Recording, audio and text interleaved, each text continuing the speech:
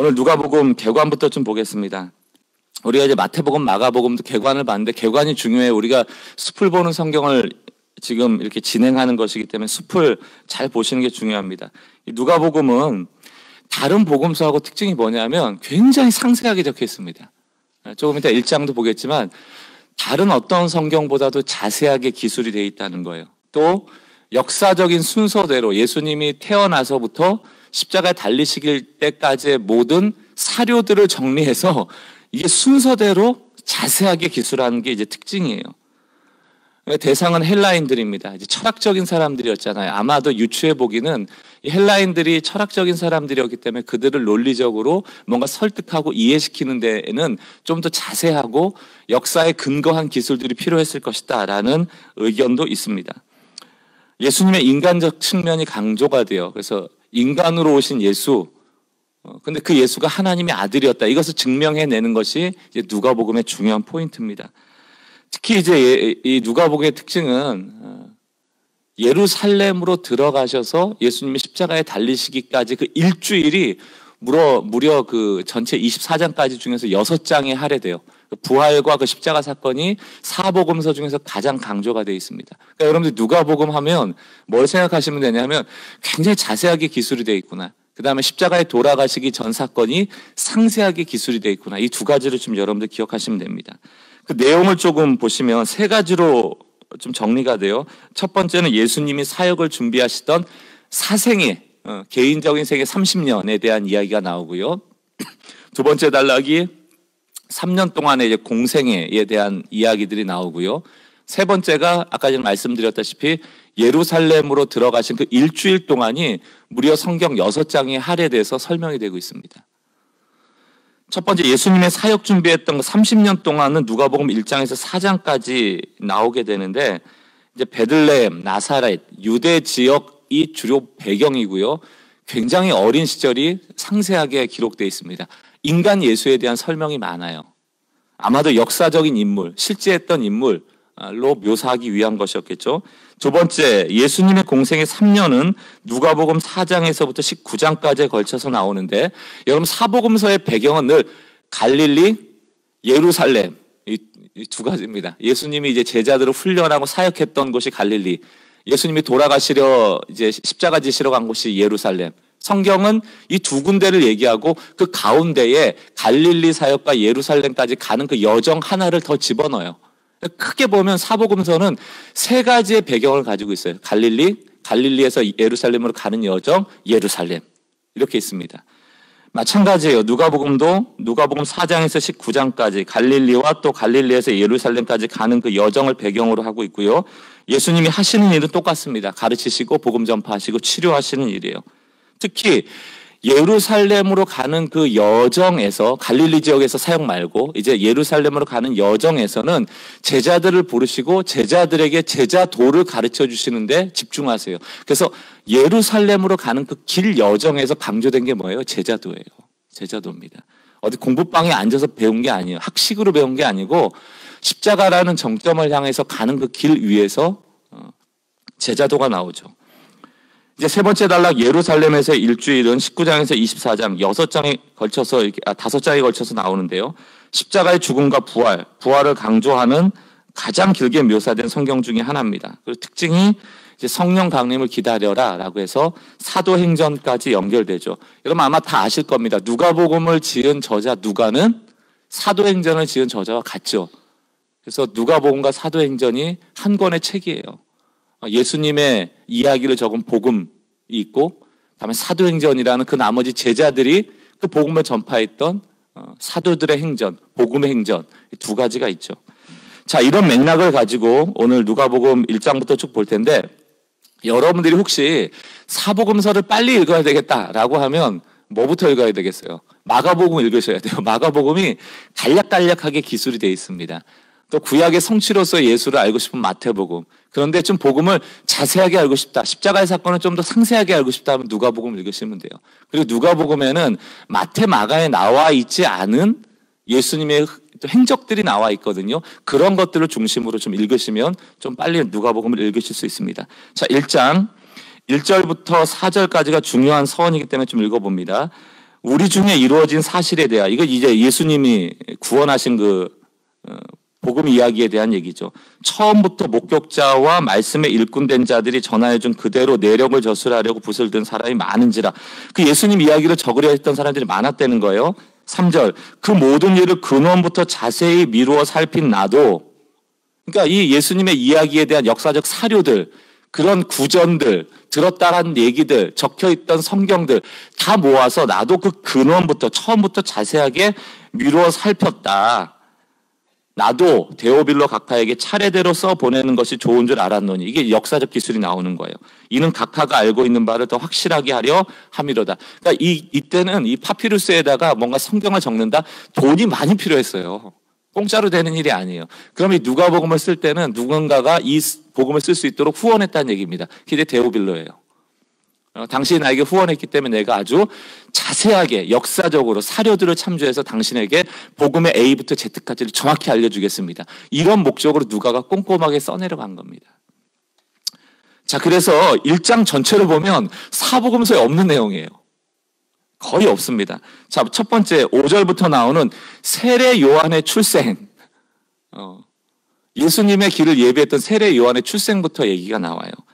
5절, 유대왕 헤롯 때 아비아의 반열에 제사장 한 사람이 있었으니 이름이 사가랴요, 그의 아내는 아론의 자손이니 이름이 엘리사벳이라. 세례 요한의 아빠 엄마죠. 등장했다는 것. 천사가 사가랴를 찾아옵니다. 13절, 천사가 그에게 이르되 사가랴여 무서워하지 말라, 너의 간구함을 들린지라 내 아내 엘리사벳이 내게 아들을 낳아주리니 그의 이름을 요한이라 하라. 16절, 이스라엘 자손을 주 곧 그들의 하나님께로 많이 돌아오게 하겠습니다. 이렇게 돼 있죠. 이제 세례 요한의 탄생이 예고됐습니다. 그리고 태어났어요. 자, 26절, 이제 태어난 건 아니고요. 세례 요한이 예고된 거죠. 태어나겠다고. 26절에서는 예수님의 나심이 예고됩니다.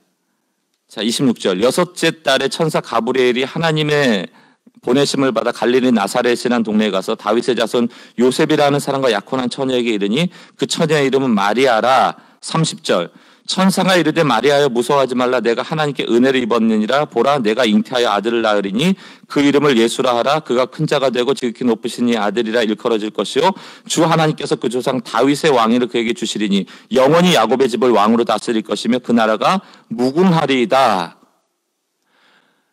요한이 예고되고 예수님이 예고된 거예요. 그리고 나서 39절부터는 마리아하고 엘리사벳이라는 둘이 친족이니까 만나게 됩니다. 41절, 엘리사벳이 마리아가 문안함을 들으매 마리아가 엘리사벳 집으로 왔단 말이에요. 아이가 복중에서 뛰노는지라 엘리사벳이 성령의 충만함을 받아 큰 소리로 불러 이르되 여자 중에 내가 복이 있으면 내 중에 아이도 복이 있도다. 다 성령으로 잉태된 거예요. 그 다음에 46절부터 마리아가 이제 자기에게 이루어진 일 때문에 찬양하는 찬가가 나오고요. 57절, 세례 요한이 태어납니다. 그죠? 그 다음에 67절에 사가랴의 예언, 하나님께서 자기에게 주시기로 한 아들이 나왔다라는 것에 대해서 찬양하기 시작하고요. 2장에 넘어가면 예수님의 이제 나심이 여기 나옵니다. 보통 마태복음에는 1장에서 이것이 나오는데 누가복음은 1장 전체를 뭐에 하래요? 아주 자세하게 예수님의 길을 예비했던 세례 요한의 예고부터 탄생, 예수님의 예고부터 탄생을 상세하게, 마리아와 엘리사벳의 만남, 그들이 그 성령으로 잉태해서 태어난 것에 대한 감정적인 반응과 찬양, 이런 걸 다 적고 있어요. 자, 2장 말씀, 이제 예수님이 태어나시는 장면이 나오고요. 7절 말씀을 보세요. 첫 아들을 낳아 강보로 싸서 구유에 뉘었으니 이는 여관에 있을 곳이 없습니다. 라고 이제 예수님의 탄생을 얘기하고요. 이제 2장 8절부터도 여러분 잘 아시는 뭐 동방박사, 목자 이런 얘기 있잖아요. 그런 얘기들이 10절, 11절 나옵니다. 목자들에게 나타나신 거예요. 천사가 이르되 무서워하지 말라. 보라, 내가 온 백성에게 미칠 큰 기쁨의 소식을 너에게 전하노라. 오늘 다윗의 동네에 너희를 위하여 구주가 나셨으니 곧 그리스도 주시라. 이렇게 나오죠. 그 다음에 2장 22절부터는 또 다른 성경에는 나와 있지 않는 예수님의 정결 예식, 뭐 할례 예식 이런 장면들이 나오는데 여기에도 다른 성경에는 나와 있지 않은 두 명의 인물이 나옵니다. 28절로 넘어가 보세요. 2장 28절. 시므온이 아기를 안고 하나님을 찬송하여 이르되 주제여 이제는 말씀하신 대로 종을 평안히 놓아주시는구나. 내 눈이 주의 구원을 보았다 하고 시므온이라는 인물이 그 아기 예수를 보고 구세주인 것을 알죠. 또 이 36절에 보면 또 아셀 지파 바누엘의 딸 안나라 하는 선지자가 있어 나이가 매우 많았더라. 그가 결혼한 후 7해 동안 남편과 함께 살다가 과부가 되고 84세가 되었더라. 이 사람이 성전을 떠나지 않고 주야로 금식하며 기도함으로 섬기더니 마침 이때에 나와서 하나님께 감사하고 예루살렘의 성령을 바라는 모든 사람에게 그에 대하여 말하니라. 시므온과 안나라는 사람이 그 예수님이 하나님으로서 사람이 되어 구원자로 나타나시다. 여기에 대해서 또 증언하는 장면이 나오는 거죠. 또 12살 때 예수가 나옵니다. 2장 41절부터 쭉 나오는데요. 그의 부모가 해마다 6월절이 되면 예루살렘으로 가더니 거기서 이제 6월절에 절기를 지켰죠. 돌아오는 길에 예수를 잃어버리잖아요. 그래서 다시 찾으러 갑니다. 49절. 찾았어요. 예수께서 이제 이르시되 어찌하여 나를 찾으셨나이까? 내가 내 아버지 집에 있어야 될 줄을 알지 못하셨나이까? 하시니 그 부모가 그가 하신 말씀을 깨닫지 못하더라. 예수께서 함께 내려가서 나사렛에 이르러 순종하여 받드시더라. 그 어머니는 이 모든 말을 마음에 두니라. 예수는 지혜와 키가 자라가며 하나님과 사람에게 더욱 사랑스러워 가시더라. 여기까지 여러분들 누가가 뭘 계속 강조하는 거예요? 이 사생애. 그 예수의 인간적인 부분에 대해서 계속 상세하게 묘사를 하는 거예요. 그가 인간이었다. 이 부분을 더 강조하는 것이죠. 자, 3장에는 여러분들 마태복음, 마가복음에서 읽었던 세례 요한의 전파기 때문에 넘어가겠습니다. 자, 3장 23절로 넘어오시면 마태복음 1장에서 예수 그리스도의 세계라라고 하면서 예수님의 족보가 나왔는데 이제 누가복음에도 상세한 족보가 나와요. 근데 마태복음하고 누가복음의 족보는 반대죠. 마태복음에서는 유대인들에게 하는 그 복음의 이야기였기 때문에 구약과 신약을 연결하기 위해서 예수가 바로 유대인의 왕이었다라는 것을 증명하려고 했다면 누가복음에서는 인간으로 오셨는데 그 인간 예수가 인간의 아들이 아니고 하나님의 아들이었다를 증명하는 거예요. 그래서 예수 그리스도부터 나와요. 아브라함으로부터 예수까지 나오는 것이 마태복음이라면 반대가 누가복음입니다. 자, 23절 예수께서 가르치심을 시작하신 대로 30세쯤 되시니라 사람들이 아는 대로 요셉의 아들이니 요셉 이로는 헬리오 이렇게 나가는 거예요. 예수로부터 시작을 하는 겁니다. 그렇게 족보가 시작돼서 38절로 넘어와 보세요. 그 위는 에노스요 그 위는 셋이요 그 위는 아담이요 그 위는 하나님이시다. 뭘 강조하는 겁니까? 예수가 곧 아브라함의 자손이다, 다윗의 자손이다가 아니고 하나님의 아들이다. 이 얘기를 지금 하는 족보예요. 영적 족보입니다. 좀 관점이 다르죠. 자, 4장으로 오시면은 이제 예수님이 광야에 시험을 받는 장면입니다. 자, 이제 4장부터는 자, 앞을 잠깐 보세요. 정리를 하고 이제 넘어갈게요. 이제 예수님의 공생애가 이제 시작이 될 준비를 하는 거잖아요. 그럼 공생애는 성경이 간단하게 요약하면 예수님이 가르치시고 또 뭐예요? 하나님의 나라를 선언하시고 그 다음에 치유하세요. 그럼 여러분 이런 사건이 일어나면 두 가지 부류가 나온다고 그랬죠. 마가복음. 이런 일들이 일어날 때 놀라긴 놀라는데 그 놀람의 반응으로서 한 부류는 제자가 되고 한 부류는 대적이 되는 거예요. 제자들을 향하여서는 하나님 나라의 복음을 가르치시고 대적들에 대해서는 논쟁하시는 겁니다. 이게 전체 구조예요. 가르치시고 복음 전파하시고 치유하시고 그 반응으로 제자가 되고 대적이 되고 제자들을 가르치시고 대적들은 논쟁하시고 결국 그 논쟁당했던 대적들을 통하여서 십자가에 끌려가게 되시는 거예요. 이게 이제 전체 또 사복음서의 그림인데 오늘 이제 4장부터는 동일한 내용들이 많이 나오기 때문에 시간 되는 데까지 간략하게 누가복음에만 나와 있는 사건들을 중심으로 우리 같이 한번 살펴보도록 하겠습니다. 예, 지금 4장부터 5장, 6장까지는 똑같은 얘기고요. 6장 39절로 한번 가보세요. 39절. 6장 39절. 여기 보면 이제 들보 비유가 나오죠. 들보 비유. 41절 보겠습니다. 어찌하여 형제의 눈 속에 있는 티는 보고 내 눈 속에 있는 들보는 깨닫지 못하느냐. 이제 들보 얘기예요. 우리 이거 많잖아요. 그렇죠? 이상하게 나는 안 보여요. 43절 못된 열매 맺는 좋은 나무가 없고 또 좋은 열매 맺는 못된 나무가 없느니라. 이게 뭡니까? 열매로 그를 안다는 얘기입니다. 열매로 그를 안다는 얘기고요. 이런 비유는 누가복음에만 나와 있는 얘기죠. 넘겨서 7장 11절도 한번 보세요. 7장 11절. 과부의 아들을 살리시는 얘기입니다. 치유하는 사건이죠. 성문의 12절입니다. 성문에 가까이 이르실 때 사람들이 한 죽은 자를 메고 나오니 이는 한 어머니의 독자요 그의 어머니는 과부라. 그 성에 많은 사람들도 그와 함께 나오거늘. 이 과부의 아들을 살려주시는 하나님의 아들의 기적을 보여주시는 사건이 또 누가를 통해서 상세하게 기술이 되어 있고요. 7장 36절 넘어오시면 한 여자가 예수께 향유를 붓는 사건이 나오죠. 근데 여기 이제 향유 붓는 여자는 이제 다른 복음서에 나와 있는 예수님 십자가에 돌아가시기 전에 장례 치르기 위해서 향유를 부었던 여자와는 또 다른 인물일 가능성이 크겠죠.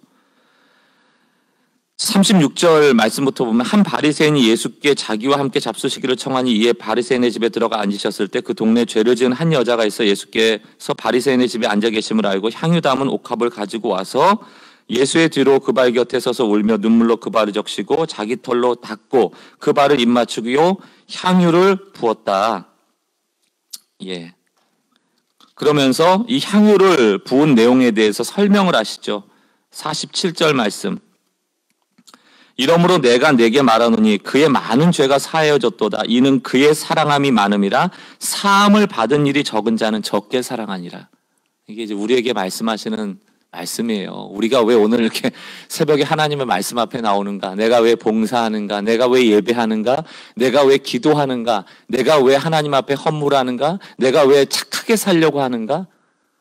여러분의 모든 신앙의 활동들이 무엇으로부터 동기되어지고 있는가를 잘 살펴봐야 돼요. 향유갑의 이 여인이 그 비싼 향유를 예수님께 뿌릴 때 내가 이만큼 귀한 향유를 뿌리니 나한테는 더 큰 거 달라고 하는 게 아니에요. 사랑하니까 하는 거지. 하나님께 대한 모든 신앙의 활동의 동기는 사랑이어야 합니다. 감사여야 하고 우리가 아무 공로 없이 죄사함의 은혜를 얻은 그 빚진 자의 마음이어야 돼요.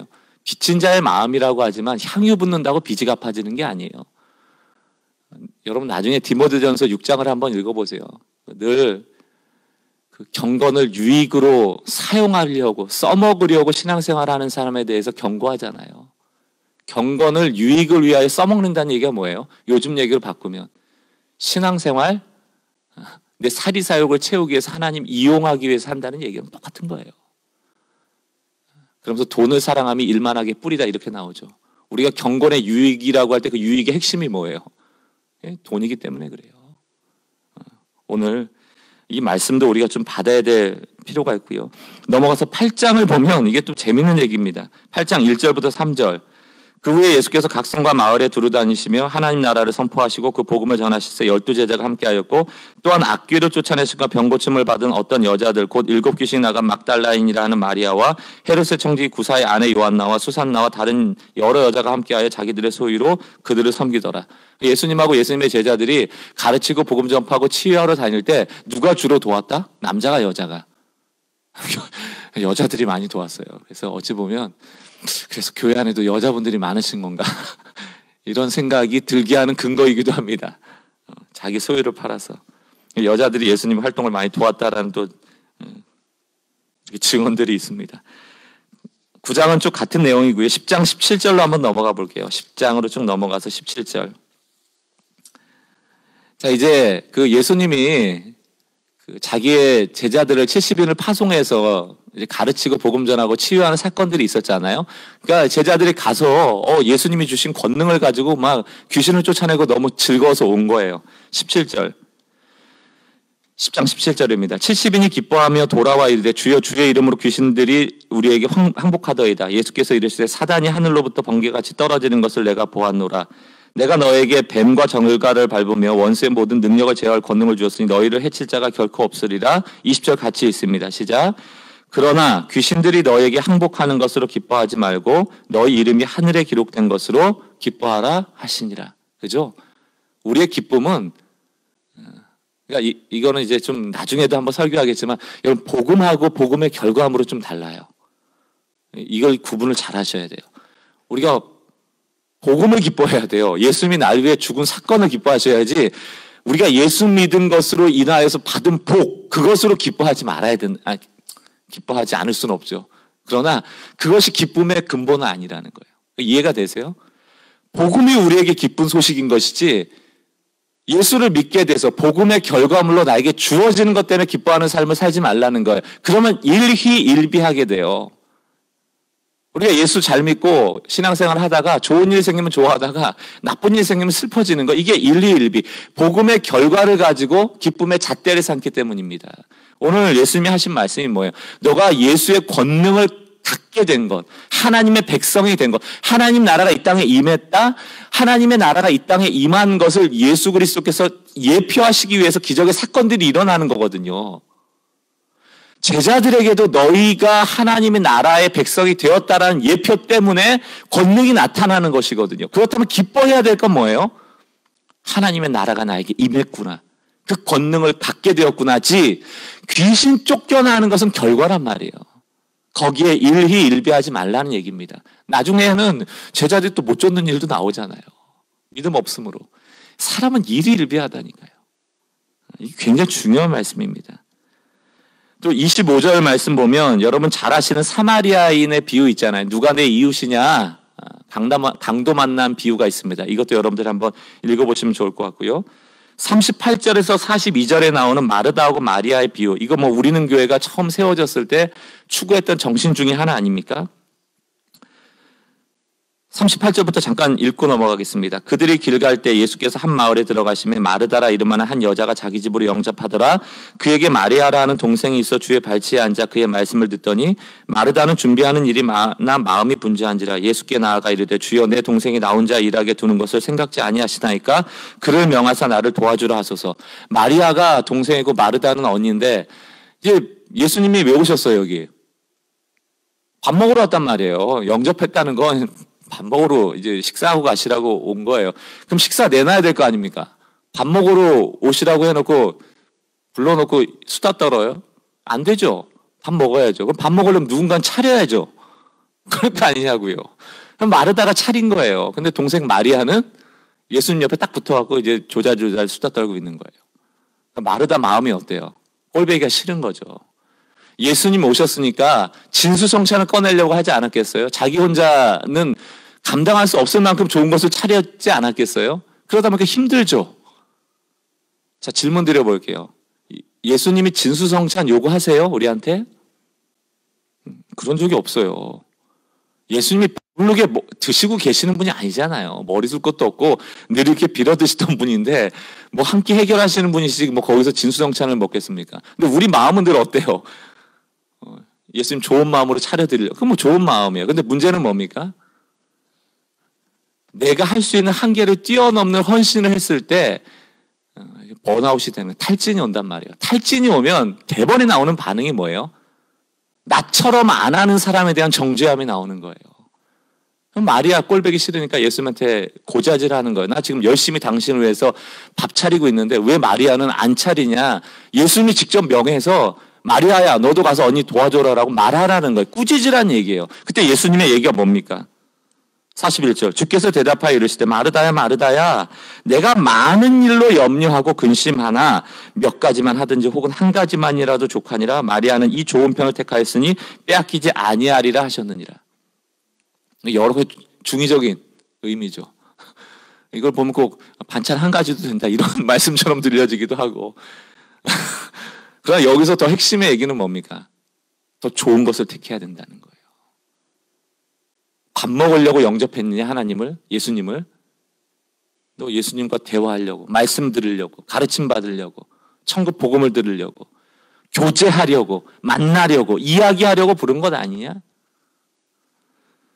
여러분 이거를 마음에 잘 새기셔야 돼요. 신앙생활 하면서 많은 봉사하고 많은 활동한다고 그게 예수님 위한 게 아니에요. 제가 저도 신앙생활 오래 했지만 헌신한 사람이 특히 개척교회 때는 개척 때 헌신한 사람이 결국 10년 지나고 나서 남아있는 사람이 없다는 거 아니에요. 너무 열심히 해서 그래요. 너무 열심히 하면 안 하는 사람 꼴보기 싫어지기 시작하고요. 꼴보기 싫은 사람 담임 목사가 좋아하면 담임 목사 꼴보기 싫어지기 시작하고요. 그럼 교회 꼴보기 싫어지기 시작하고요. 그럼 나가는 거예요. 떠나는 거예요. 왜 그런 비극이 자꾸 일어나요? 주님 바라보셔야죠. 하나님 바라본다는 얘기는 비교하지 않는다는 얘기가 똑같습니다, 여러분. 하나님만 바라보라는 얘기가 뭐예요? 사람 바라보지 말라는 얘기가 뭐예요? 비교하지 말라는 거예요. 너 할 수 있는 일을 하라는 얘기예요. 오늘 몇 가지만 하든지 혹은 한 가지만 하더라도 좋은 것을 선택하라. 이것을 여러분 오늘 좀 마음에 새기시고 하루를 살아가실 수 있었으면 좋겠고요. 뒤에는 여러분들이 한번 쭉 읽어보시면 좋고요. 끝으로 넘어가 보겠습니다. 좀 끝에 독특한 본문이 나오기 때문에 24장으로 넘어가서 44절. 정신이 딱 바짝 차려지시죠. 딱 끝으로 가야 돼. 사람이 심리가 그래요. 24장 44절. 이제 부활하셨어요. 십자가에 죽으시고 부활하셨어요. 또 이르시되 내가 너희와 함께 있을 때 너희에게 말한 바 곧 모세의 율법과 선지자의 글과 시편의 나를 가르쳐 기록된 모든 것이 이루어져야 하리라 한 말이 이것이라. 십자가에 죽으시고 부활하셔야지. 그러므로 구원을 이루시는 그 사건을 얘기하는 것이죠. 45절. 이에 그들이 마음을 열어 성경을 깨닫게 하시고 또 이르시되 이같이 그리스도가 고난을 받고 제3일에 죽은 자 가운데 살아날 것과 또 그 이름으로 죄사함을 받게 하는 회개가 예루살렘에서 시작하여 모든 족속에게 전파될 것이 기록되었으니 너희는 이 모든 일의 증인이라. 볼지어다 내가 내 아버지께서 약속하신 것을 너희에게 보내리니 너희는 위로부터 능력으로 입혀질 때까지 이 성에 머물라 하시니라. 예수께서 그들을 데리고 베다니 앞까지 나가서 손을 들어 그들에게 축복하시더니 축복하실 때 그들을 떠나 하늘로 올려주시니 그들이 그에게 경배하고 큰 기쁨으로 예루살렘에 돌아가 늘 성전에서 하나님을 찬송하니라. 이게 어디로 연결되겠어요? 이제 사도행전. 지금 누가복음 24장 50절에서 53절은 사도행전 1장 9절에서 11절과 중복되는 증언입니다. 뭡니까? 누가복음 마지막 장과 사도행전 1장을 이렇게 풀로 붙이는 거예요. 딱 붙여서 한 권을 만드는 겁니다. 누가복음이 예수의 행전이라고 한다면 이제는 예수를 믿고 십자가의 사건과 부활의 사건을 믿음으로 죄사함을 얻고 하나님의 백성이 된 자들이 성령을 입어 너희도 예수와 같이 살아갈 것을 하시면서 승천하시는 장면이 누가복음의 마지막 장입니다. 사랑하는 성도 여러분, 오늘 누가복음을 통하여서 예수가 하나님의 아들이셨고 그분이 십자가에 돌아가시고 3일 만에 부활하심으로 우리에게 죄사함과 더불어서 너희도 부활할 수 있다는 부활의 소망을 주셨어요. 자, 하나님이 왜 우리를 먼저 구원하셨는가? 여러분, 우리가 사는 것은 천국을 준비하면서 사는 게 아니에요. 그러니까 이게 얘기가 좀 그런데 천국 가려고 사는 게 아니에요. 그럴 것 같으면 천국 가시는 게 낫죠. 그렇지 않습니까? 천국 갈 시간을 기다리기 위해서 지금 우리가 이렇게 막 20년, 30년, 40년을 평생을 사는 거예요? 구원받고 나서? 천국 가려고 기다리고 있는 거 그냥 이렇게 그럼 가만히 있죠. 산다는 거는 구원을 담보받은, 보장받은 사람들이 이 땅에서 살아간다라는 것은 목적이 있는 겁니다. 우리를 구원하시는. 그 목적이 뭐예요? 오늘 나와 있잖아요. 너희는 이 모든 일에 증인이라. 이게 우리 삶의 목적입니다. 성경 들고 와서 동네 가서 전하라 이 얘기만 있는 게 아니고 우리의 삶의 모든 한순간들이 하나님과 유관해야 된다는 관계가 있어야 돼요. 사람을 살리는데 관계가 있어야 돼요. 이게 밥을 먹는 거든 친구를 만나는 거든 내가 직장 생활을 하는 거든 자녀를 키우는 거든 하나님과 관계가 있어야 돼요.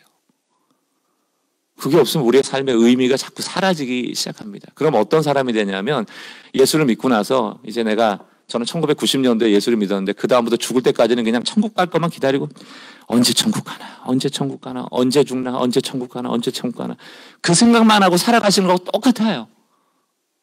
하나님과 무관한 인생. 오늘 우리에게 동일하게 말씀하시는 말씀입니다. 우리가 부활을 믿잖아요. 소망하잖아요. 그렇다면 우리도 동일하게 증인의 삶을 살아갈 그런 부르심의 목적이 있는 사람들입니다. 오늘 하루를 살아가실 때도 하나님과 무관한 인생 되지 마시고 하나님과 관계에 있는 하나님의 백성으로서의 삶을 주어진 오늘 하루 동안 살아내시는 여러분 되시기를 주님의 이름으로 축원합니다.